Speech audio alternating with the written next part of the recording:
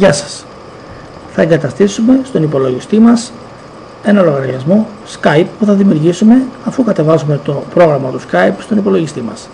Έχουμε ανοίξει τον Internet Explorer, το πρόγραμμα περιήγησης, στην σελίδα www.skype.com και για να κατεβάσουμε το Skype, το πρόγραμμα, στον υπολογιστή μας, κάνουμε κλικ στην επιλογή από το μενού στο χώρο του website Get Skype.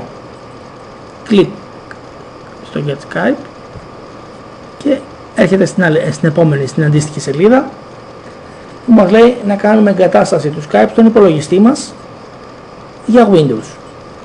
Get Skype for Windows, κάνουμε κλικ. Όπως βλέπετε μπορούμε να εγκαταστήσουμε το Skype σε διάφορα λειτουργικά συστήματα που μπορεί να έχει ο υπολογιστής μας. Κάνουμε κλικ στο πράσινο κουμπί που λέει Download Now την έκδοση Skype 4.2 for Windows.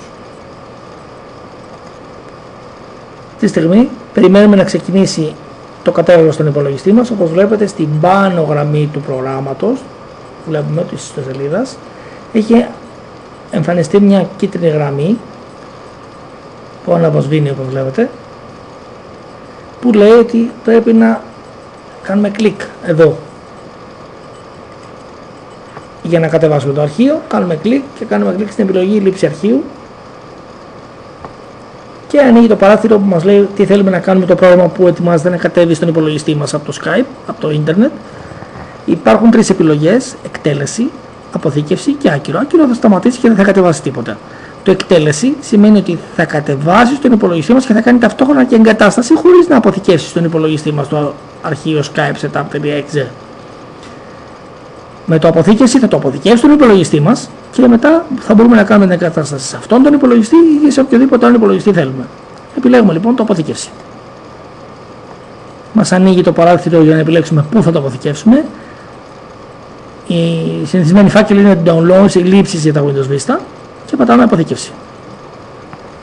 Ξεκινάει η διαδικασία, βλέπουμε την πρόοδο και έχει ολοκληρωθεί η αποθήκευση στον υπολογιστή μας. Οπότε μπορούμε να κλείσουμε το πρόγραμμα των ιστοσελίδων Internet Explorer. Ολοκληρώθηκε η αποθήκευση. Ανοίγουμε το φάκελο που έχουμε αποθηκεύσει το πρόγραμμα στον χωριστές μας, στο φάκελο λήψης Skype Setup. Διπλό κλικ για να αρχίσει η εγκατάσταση. Εμφανίζει το έλεγχο στο λογαριασμό χρήσης στα Windows Vista και πατάμε συνέχεια. Και μπορούμε να κλείσουμε το παράθυρο του φακέλου. Η εγκατάσταση αρχίζει. Οι γλώσσες που έχουμε διαθέσιμες φαίνονται εδώ. Υπάρχει στα ελληνικά εγκατάσταση, οπότε συνεχίζουμε στα ελληνικά. Κάνουμε κλικ στο κουμπί συμφωνώ να γίνει η εγκατάσταση. Μαζί με το πρόγραμμα Skype μας προτείνει να εγκαταστήσουμε το Google Chrome, ένα άλλο πρόγραμμα περιήγησης της Google, και να το κάνουμε και προεπιλεγμένο, οπότε εμείς αυτή τη στιγμή δεν θα το κάνουμε αυτό. Θα το κάνουμε κάποια άλλη στιγμή και κάνουμε κλικ στο συνέχιση με την εγκατάσταση του Skype. Μας δείχνει την πρόοδο της εγκατάστασης, το ποσοστό δηλαδή, και το πόσα λεπτά απομένουν κατά προσέγγιση για την εγκατάσταση του Skype στον υπολογιστή μας. Αυτό εξαρτάται από την ταχύτητα ίντερνετ που έχουμε συνδεδεμένοι, που είμαστε συνδεδεμένοι.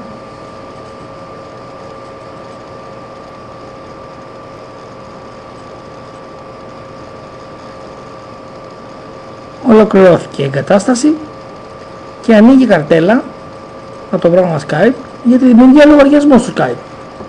Πληκτρολογούμε το όνομα που θέλουμε να έχουμε στο Skype.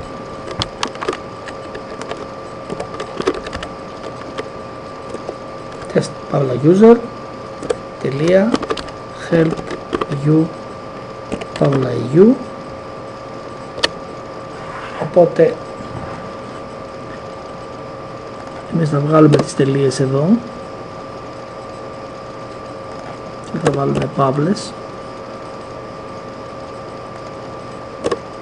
φαύλες ανάμεσα στα δύο συνθετικά. Πληκτρολογούμε τον κωδικό πρόσβαση που θέλουμε να έχουμε για το Skype.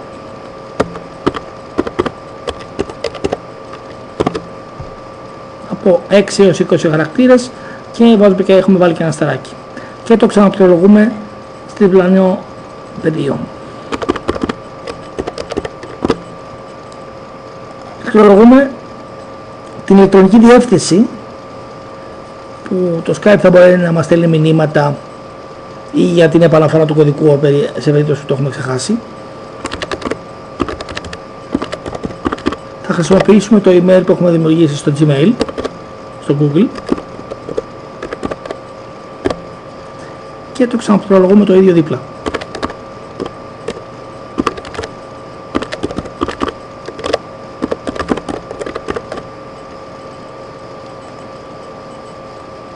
Από επιλέγουμε να μου στέλνουν νέα και προθετικό υλικό του Skype για να μην γεμίζει το ηλεκτρονικό μας ταχυδρομείο,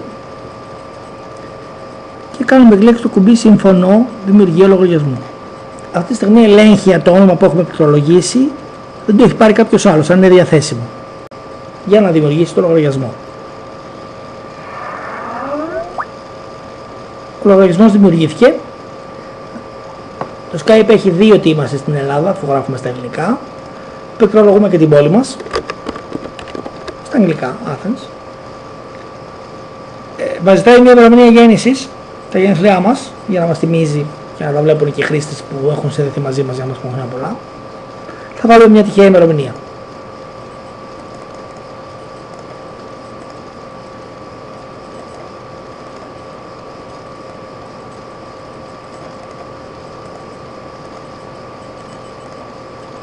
Μας ζητάει να πληκτρολογήσουμε τον αριθμό κινητού μας τηλεφώνου σε περίπτωση που θέλουμε να μεταφέρουμε το Skype στο κινητό μας τηλέφωνο. Έχουμε και αυτή τη δυνατότητα.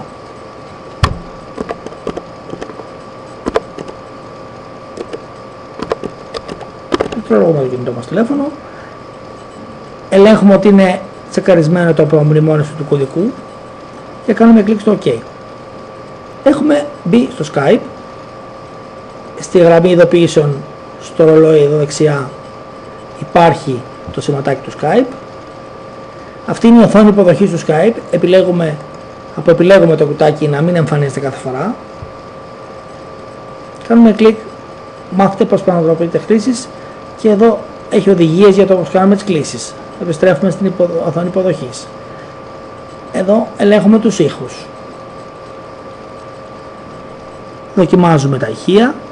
Κάνουμε κλικ στο πατήστε εδώ. Ακούτε κάτι, πατάμε ναι.